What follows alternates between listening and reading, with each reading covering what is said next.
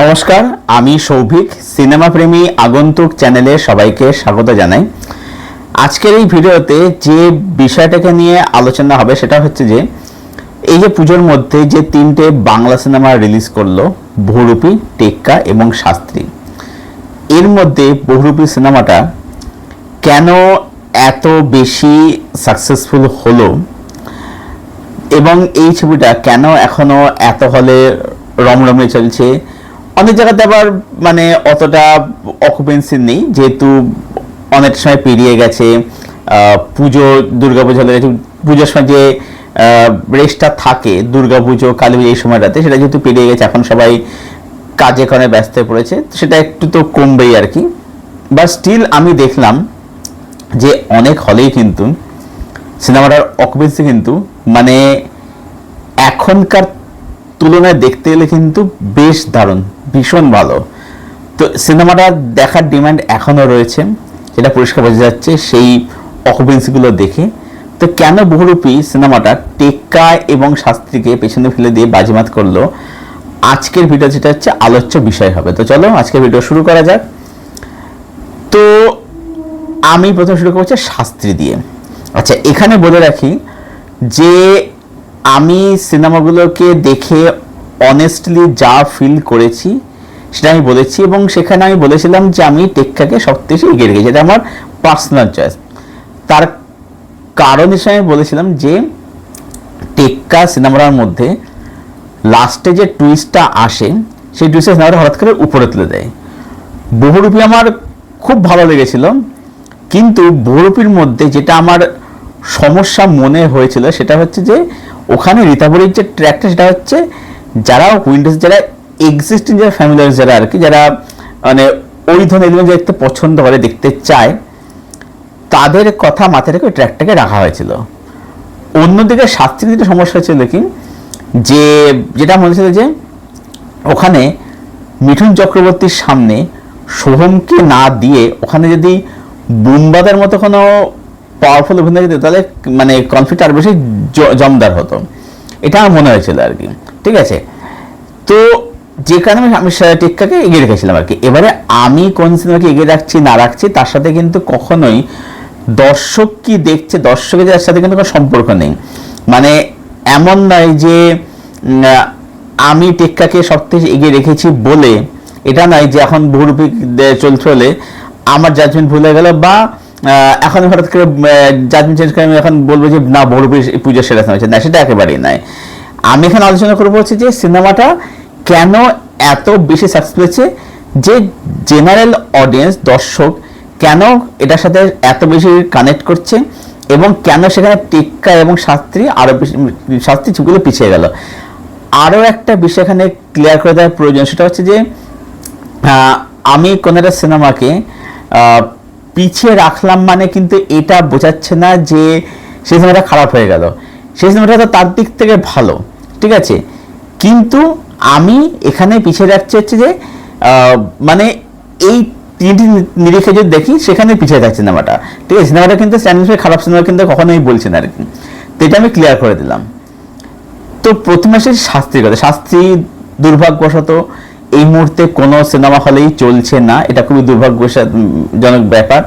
কারণ যেহেতু এই মুহূর্তে সিংহাম এগেইন এবং ভুলভুলা 3, যার মধ্যে একটা প্রচণ্ড খাজা সিনেমা হয়েছে, ভুলভুলা 3 তার থেকে বেটার হয়েছে, বা সেটাও যে খুব যে এক্সটেন্ড সিনেমা তা একেবারে বলা চলে না আর কি। তো সেটার জন্যে কোথাও শাস্ত্রীকে সরে যেতে হলো। আমি জানি শাস্ত্রী অন্য কোথাও কোনো গ্রামের কোনো মাল্টিপ্লেক্স সিঙ্গেল সিনেমা চলছে কিনা সেটা আমার জানা নেই, জানলে আমাকে কমেন্টে অবশ্যই জানিও। তো শাস্ত্রীর ক্ষেত্রে আবার ব্যাপারটা কিছু আমি বলি। শাস্ত্রীর ক্ষেত্রে হয়েছিল কি, যে যখনই এই যে একটা কনফ্লিক্ট তৈরি হচ্ছে দুটো ক্যারেক্টারের মধ্যে, যে বিজ্ঞান আর জ্যোতিষ এর বিষয়বস্তু ছিল। এবার ব্যাপার হচ্ছে কি, আমরা যখন OMG দেখেছি, OMG 2 দেখেছি, এখানে দেখেছি যে এই যে বিশ্বাসগুলো, এই ব্যাপারগুলোকে কোথাও গিয়ে পিছনে পোক করা হয়েছিল। তো শাস্ত্রীর বিষয়টাকে না অনেক বেশি কিন্তু ব্যালেন্সিং ওয়েতে দেখিয়েছিল। এবারে ব্যাপারটা হচ্ছে কি, যেহেতু এই জিনিসটার প্রতি বহু মানুষের একটা কোথাও গিয়ে একটা অন্ধবিশ্বাস রয়েছে, বিশ্বাস নয়, একটা অন্ধবিশ্বাস আছে, যে কারণে কিন্তু অনেকের কাছেও জিনিসটাকে নিরপেক্ষভাবে দেখানো হলে, এবার বলছে নিরপেক্ষ দেখাতে গেলে সেখানে তোমাকে তো তার নেগেটিভ দিকটা দেখাতে হবে। তো নিরপেক্ষ দেখানো হলে কী হয়েছে, সেটা অনেকে কিন্তু একটু মনে আঘাত করেছে, তাদের বিশ্বাসের কথা আঘাত এনেছে। সেখানে শাস্তি অনেকেই দেখেনি, সেটাকে তারা অনেকেই রিজেক্ট করেছে। দ্বিতীয়ত হচ্ছে যে যখন এই যে কনফ্লিক্টটা হচ্ছে আর কি, যেটা মিঠুন চক্রবর্তী সোহম চক্রবর্তীর মধ্যে হচ্ছে, তো এখানে এমন অ্যাক্টর নেওয়ার প্রয়োজন, আইদার দুজনেই এক্সট্রাঅর্ডিনারি অভিনেতা হবে, আর না দুজনেই একটা ভালো বা ঠিকঠাক অভিনেতা হবে। এখানে এটা হয়েছে কি সমস্যাটা, সেটা হচ্ছে যে শাস্তিনার মধ্যে না সোহম চক্রবর্তীর পারফরমেন্স কিন্তু খুব ভালো ছিল, সে কিন্তু বেশ ভালো কাজ করেছে, মানে তার স্ট্যান্ডার্ড যে সিনগুলো সেগুলো কিন্তু ভালোবেসে পারফর্ম করেছিল। কিন্তু তার সঙ্গে পড়ে গেছে মিঠুন চক্রবর্তী। এবার মিঠুন চক্রবর্তীর যে স্ক্রিন প্রেজেন্স, তার যে অভিনয়, তার যে অরা একটা, সেই ব্যাপারটা কথা সোহম চক্রবর্তী ম্যাচ একবার করতে, সেটা আমি কোথাও এক্সপেক্ট করিনি। কিন্তু যখন আমরা দেখছি, আমি তো দেখছি যে সোহম চক্রবর্তী মিঠুন চক্রবর্তীর সিনগুলো, সেগুলো মিঠুন জাস্ট মানে খেয়ে বেরিয়ে যাচ্ছে। সোহম সেখানে প্রায় কিছু করতেই পারছে না আর কি। সোহম চেষ্টা করে, ওটা সোহম ভালো করছে, কিন্তু পড়ে গেছে মিঠুন চক্রবর্তী, যেখানে ওখানে সেই কনফ্লিক্টটা জোরদার হচ্ছে না। প্লাস একটা ছবিটা ফলস ছিল কি, যে এই যে দেখাচ্ছে যে সোহম চক্রবর্তী ক্যারেক্টারটা, সে জ্যোতিষ মানে সে বিজ্ঞানে বিশ্বাস করে, কিন্তু ব্যাপারটা হচ্ছে কি যে এই যে দেখা যাচ্ছে সে তার মায়ের কথায় হাতে ওই একটা তাবিজ মতো এটা বেঁধেছিল আর কি, ওটা সে ঢেকে রাখে। তো তার মধ্যে যেটা দ্বন্দ্ব আছে, এই দ্বন্দ্বটা কোথাও গিয়ে না এক্সপ্লেস করে, যেহেতু তার ক্যারেক্টার যেহেতু ভালো করে লেখা নাই, যে ক্যারেক্টার হিসাবে স্ক্রিন টাইম পাইনি, যেখানে কি হচ্ছে সেই কনফ্লিক্ট আমরা কিন্তু ফিল করতে পারি না। যেখানে কি হচ্ছে শাস্ত্রী কোথাও গিয়ে ছবিটা ভালো ছবি হয়েছে, বাট ছবিটা কোথাও কিন্তু এই কারণে ছবিটা কিন্তু একটা মানে দারুণ সিনেমা হয়ে যায় না। মানে আজকে ওএমজি 1 দেখতে যতটা ভালো লাগে, শাস্ত্রী কিন্তু ঠিক সেই লেভেলে কিন্তু পৌঁছাতে কিন্তু শাস্ত্রী পারে না। ঠিক আছে, এটা শাস্ত্রীর ক্ষেত্রে আমার মনে হয়েছে। শাস্ত্রীর ক্ষেত্রে অ্যাকচুয়ালি প্রবলেমটা কোথায় ছিল, যে কারণে শাস্ত্রী কোথাও গিয়ে পিছিয়ে থাকলো আর কি। আচ্ছা, আমি যে টেক্কার কথা যদি আসি, টেক্কা বানিয়েছিলেন হচ্ছে সৃজিত মুখার্জি।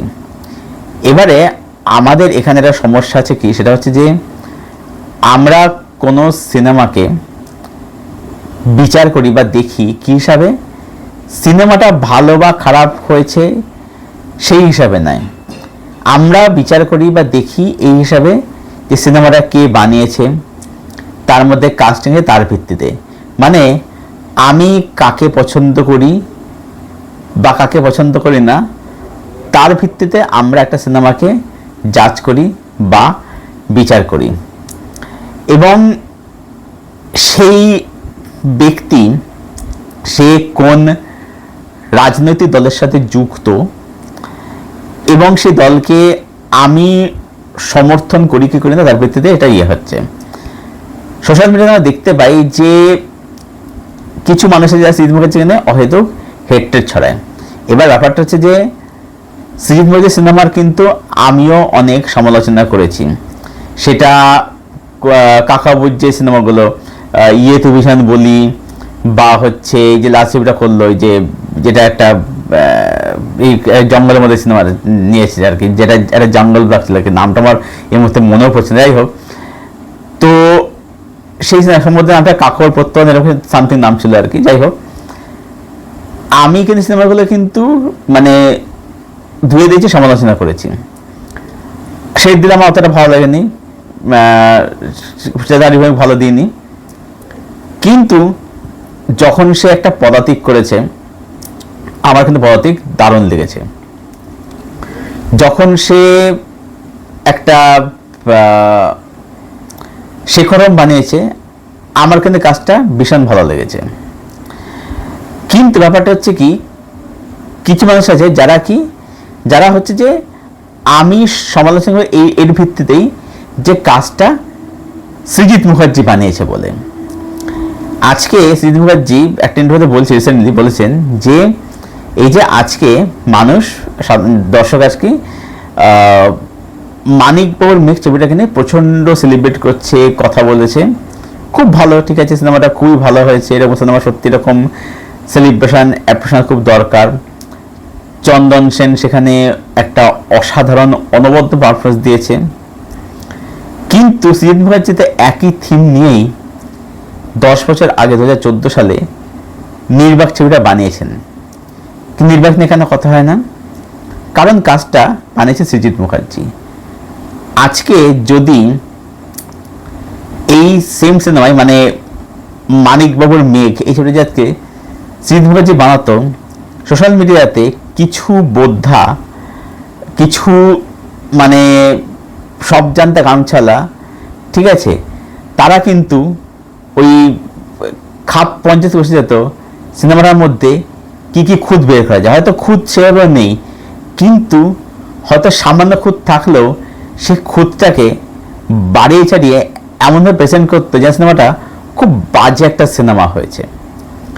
আজকে শেখর হোম যদি আজকে সৃজিত মুখার্জি না বানিয়ে যদি আজকে অন্য ডিরেক্টর বানাতো, আমি গ্যারান্টি দিয়ে বলছি, যারা ছবিটা সিরিজটা যারা আজকে ট্রোল করেছে, সমালোচনা করেছে, তারা বলতে এটা মাস্টারপিস হয়েছে। অর্থাৎ আমাদের এখানে ডিপেন্ড করা হচ্ছে যে সেটা কাজটাকে আছে, কাজটার মধ্যে কে রয়েছে, সে কোন পলিটিক্যাল দলের সাথে সে যুক্ত রয়েছে। আমি সেই দলকে সমর্থন না করি তাহলে এই কাজটাকে আমাকে ফালতু বলতে হবে, বাজে বলতে হবে। আজকে টেক্কা অনেকেরই খারাপ লেগেছে, কিন্তু বোঝা যায় যে কার সেটা জেনুইনলি খারাপ লাগছে এবং কে শুধুমাত্র এর ভিত্তিতে সেটাকে বিচার করছে যে কাজটা কে বানিয়েছে তার উপরে। তো টেক্কা অনেক খারাপ লেগেছে, ঠিক আছে, সবার ভালো লাগতে এরকম কোনো ব্যাপার নেই। কিন্তু যদি আজকে টেক্কা সিনেমাটা যদি আজকে সৃজিত মুখার্জি না বানিয়ে যদি আজকে অন্য কোনো ডিরেক্টর বানাতো, তাহলে সিনেমাটা কিন্তু মাস্টারপিস হয়ে যেত। আজকে যদি টেক্কা দেব যদি না করে, অন্য কোনো অভিনেতা যদি করতো, অনেকেই সিনেমাটা যারা সিনেমাটাকে এখন ট্রোল করেছে সোশ্যাল মিডিয়াতে, তারাই সিনেমাটাকে কিন্তু বলতো মাস্টারপিস, ঠিক আছে। তো এটা একটা কারণ টেক্কা পিছিয়ে যাওয়ার পেছনে। দ্বিতীয়ত হচ্ছে যে টেক্কা সিনেমাটা হচ্ছে একটা ওয়ান লোকেশন ফিল্ম এবং ওয়ান জনরার, সেটা হচ্ছে যে হস্টেজ সিচুয়েশন। এবার হস্টেজ সিচুয়েশনের ক্ষেত্রে কী হচ্ছে, যেহেতু গল্পটা একটা লোকেশনে বেস্ট থাকছে, যেহেতু একটা হিউজ একটা কনভারসেশন হচ্ছে, যেখানে কি হচ্ছে টেক্কার মধ্যে কি হচ্ছে মানে সেখানে না এই ধরনের ছবির ক্ষেত্রে স্ক্রিন প্লেটাকে না মানে আরও জোরদার জমদার কিন্তু জরুরি। তো টেক্কাতে ওই টুইস্টটা আসার আগে টেক্কার যে স্ক্রিন সেটা কিন্তু ডিসেন্ট, সেটা কিন্তু বলবো যে ঠিকঠাক লাগছে। তো মানে যদি আজকে আমরা দ্য নেগোশিয়েটার, এয়ারফোর্স ওয়ান, স্পিড যেটা কিয়ানু রিভস করেছিল আর কি, যদি আজকে আমরা ডাই হার্ড যে ফ্র্যাঞ্চাইজি আছে আর কি ব্রুস উইলিস করেছিলেন, যদি আজকে আমরা এই ছবিগুলো দেখি, সেখানে কিন্তু স্ক্রিন প্লে অনেক বেশি স্ট্রং ছিল। আজকে কেন ডাই হার্ড নিয়ে এত বেশি কথা হয়, কেন আজকে নেগোশিয়েটার ছবিটা নিয়ে এত বেশি কথা হয়, কারণ হচ্ছে যে সেইখানে না স্ক্রিন প্লেটাকে অনেক বেশি স্ট্রংলি লেখা হয়েছিল। টেক্কার ক্ষেত্রে সেটা কিন্তু কোথাও গিয়ে কিন্তু হয়ে ওঠে না। প্লাস কি হচ্ছে, পুজোতে যে অডিয়েন্সটা বাংলা সিনেমা দেখতে যায়, তারা হচ্ছে পছন্দ করে হচ্ছে একটু মানে চড়া দাগের কমেডি, একটু লাউড কমেডি। টেক্কার কমেডি হচ্ছে অনেক বেশি সার্কাসম ওরিয়েন্টেড, সেগুলো বেশি সাটল কমেডি। যেমন একটা জায়গায় লোকনাথ বলে যে আরিয়ানা শ্রীজাকে যে এখানে একটা হস্টেজ চলছে, তোমরা এখানে ঘন্টার সঙ্গে সমান মারাচ্ছ। তো এই যে ব্যাপারগুলো, এরকম কিছু ডায়লগ আছে এবং ছবিটার মধ্যে, ঠিক আছে, ছবিটার মধ্যে অবশ্যই সেখানে কিন্তু আনএমপ্লয়েড বিভিন্ন বিষয় নিয়ে কথা বলছে, কিন্তু সেটা বলছে অনেক বেশি সাটল হতে বলছে। যেখানে কি যে টেক্কার সাথে যেহেতু টেক্কা যেহেতু একটা ওয়ান লোকেশন, সেখানে যেহেতু মানে সেরকম কোনো সাবপ্লট, গান, কোনো ফ্যামিলি মোমেন্ট যেহেতু এই ব্যাপারগুলো সেখানে নেই, যেখানে কি হচ্ছে মানে এক্সিলি বাংলা যে অডিয়েন্স যারা শুধুমাত্র বাংলা সিনেমা দেখে, তারা কি হচ্ছে, তারা তো এই যে ব্যাপারটার সাথে, এই যে হস্টেজ থ্রিলার সাথে যেহেতু পরিচিত নয়, একটা যারা তারা ফলে তারা জিনিসটা কানেক্ট করতে পারছেন। প্লাস কি হচ্ছে, এখনকার যে এক্সিলি বাংলা অডিয়েন্স না, তারা কিন্তু এই লাউড কমেডি ছাড়া তারা কিন্তু একটা চড়া কমেডি তারা কিন্তু এনজয় কিন্তু করতে পারে না, তারা কিন্তু এই যে সার্কাসম তার সাথে পরিচিত না। এবং যেটা হয়, যেটা ফ্যাক্ট হচ্ছে যে এখনকার রিসেন্ট বাংলা অডিয়েন্স তারা কিন্তু বিশ্ব সিনেমা তারা কিন্তু পুরোপুরি কিন্তু বঞ্চিত হয়ে গেছে। তারা শুধুমাত্র ফেস্টিভ্যাল মোমেন্টে কিছু সিলেক্টিভ বাংলা সিনেমা তারা দেখে, তারপর তাদের কিন্তু কোনো এক্সপেরিয়েন্স কিন্তু একদমই নেই, যে কারণে টেক্কা কিন্তু সিনেমাটা কিন্তু মানে দর্শক কানেক্ট করতে পারেনি। এটা আমার টেক্কার পিছনে কারণ হিসেবে এটা আমার মনে হয়েছে। এবারে যদি আসি বহুরূপীর কথাতে, কেন ছবিটা বাজিমাত করলো, তো দেখো বহুরূপী সিনেমাটা হচ্ছে এটা কেপার ফিল্ম। এবার ডেফিনেটলি কেপার চন্দ্রের সাথেও এক্সাক্ট বাংলা অডিয়েন্স কিন্তু পরিচিত নয়, কিন্তু উইন্ডোজ প্রোডাকশন বা শিবপ্রসাদ নন্দী তারা কি করেছে, তারা প্যাকেজটাকে দারুণভাবে ডিজাইন করেছে। বহুরূপীর ট্রেলার খুব ভালো ট্রেলার হয়েছে, প্রত্যেকটা গান খুব ভালো হয়েছে। শিবপ্রসাদ যে ক্যারেক্টারটাকে বিক্রম প্রামাণিক তাকে দারুণভাবে প্রেজেন্ট করেছে, দারুণ লেগেছে তাকে দেখতে। ছবির মধ্যে মাস মুভমেন্ট আছে, সব কিছু আছে, কিন্তু সেটাকে করেছে হচ্ছে একদম বাংলার মাটিতে থেকে, সেটাকে একদম রুটেড বাংলা কালচার অ্যাডাপ্ট করেছে। অর্থাৎ কেপার জনতাকে অ্যাডাপ্ট করেছে হচ্ছে একদম মানে বাংলা কালচার মধ্যে, কেপার জনের মধ্যে বাংলার যে বহুরূপী কালচারটাকে কিন্তু তার মধ্যে এখানে ব্লেন্ড করা হয়েছে, সাকসেসফুলি ব্লেন্ড করা হয়েছে।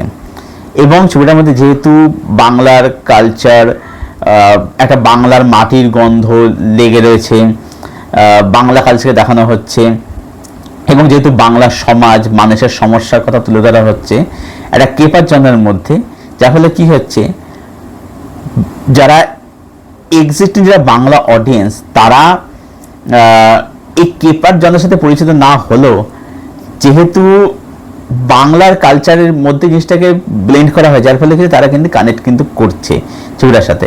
আর ডেফিনেটলি একটা বলবো যে হ্যারিতাবের ট্র্যাকটা আমার পার্সোনালি ভালো না লাগলেও ওটা আমার বেস্টেস বলে মনে হলো।